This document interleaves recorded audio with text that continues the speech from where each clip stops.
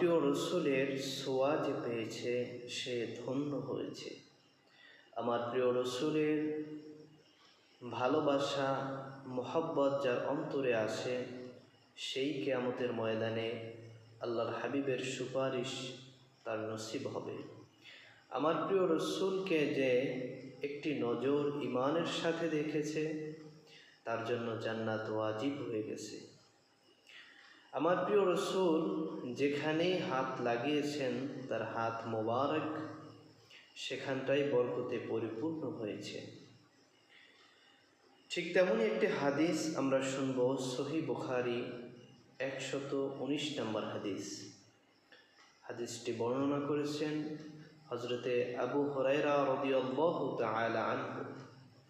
হযরতে আবু হুরায়রা রাদিয়াল্লাহু তাআলা আনহু বলেন, আমি নবী করিম সাল্লাল্লাহু আলাইহি ওয়াসাল্লামের কাছে বললাম, ইয়া রাসূলুল্লাহ ইয়া হাবিবাল্লাহ, হুজুর আমি যা কিছু আপনার কাছ থেকে শুনি কিছু আমি মনে রাখতে পারি না।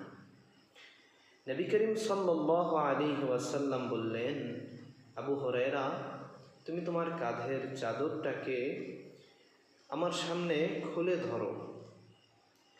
আবু হুরায়রা রাদিয়াল্লাহু তাআলা আনহু চাদরটাকে খুলে ধরলেন। আমার প্রিয় রসুলের ছোঁয়া যে পেয়েছে সে ধন্য হয়েছে। আমার প্রিয় রসুলের ভালোবাসা মোহাব্বত যার অন্তরে আসে সেই কিয়ামতের ময়দানে আল্লাহর হাবিবের সুপারিশ তার নসিব হবে। আমার প্রিয় রসুলকে যে একটি নজর ঈমানের সাথে দেখেছে তার জন্য জান্নাত ওয়াজিব হয়ে গেছে। আমার প্রিয় রসুল যেখানেই হাত লাগিয়েছেন তার হাত মোবারক সেখানটাই বরকতে পরিপূর্ণ হয়েছে। ঠিক তেমনই একটি হাদিস আমরা শুনব, সহিহ বুখারী 119 নম্বর হাদিস। হাদিসটি বর্ণনা করেছেন হযরতে আবু হুরায়রা রাদিয়াল্লাহু তাআলা আনহু। হযরতে আবু হুরায়রা রাদিয়াল্লাহু তাআলা আনহু বলেন, আমি নবী করিম সাল্লাল্লাহু আলাইহি ওয়াসাল্লামের কাছে বললাম, ইয়া রাসূলুল্লাহ ইয়া হাবিবাল্লাহ, হুজুর আমি যা কিছু আপনার কাছ থেকে শুনি কিছু আমি মনে রাখতে পারি না।